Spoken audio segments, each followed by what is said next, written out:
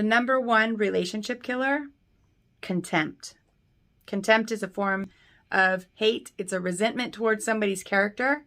When you get to the point of contempt, it's been a while of criticisms and defensivenesses that have added up over time to where you feel a resentment towards the other person's character. So it's not just they've done one thing wrong, it's that their character is flawed in some way.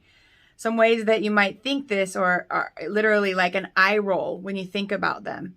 So like if they have done something over and over again, they're always late. Ugh, they're always late. That's contempt. Anything with an always or a never in it is contempt. And it's a deep-seated resentment. And the reason why you want to avoid contempt is because it is the number one relationship killer. Once it gets to contempt, the relationship is in trouble. But you can do work to reduce your contempt. Contempt is something that you carry with you not only when you're with the partner, but when you're walking around without the partner or the friendship or the family member.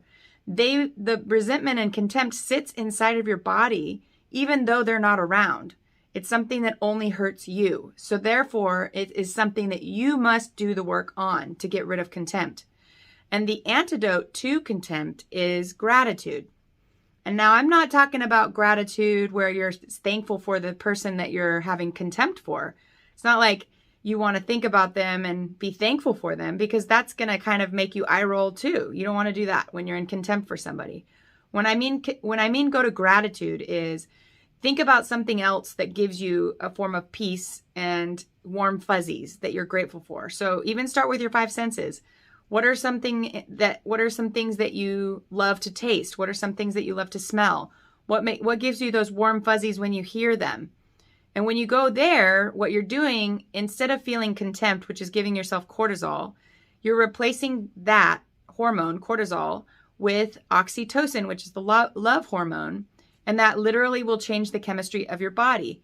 When you do that, you're not going to feel so bad, and you'll be able to endure a little bit more with the person that you have contempt for. You'll have a little bit more patience, a little bit more kindness.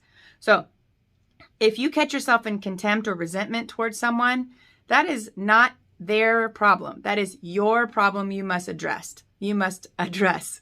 So even if it's something like the politics of the world, or you have resentment towards a company, that kind of stuff is stuff you must address. It's the stuff that carries with you, and it lingers, and it makes you react quicker to anger when you see or think of that person or that being again. So do the work.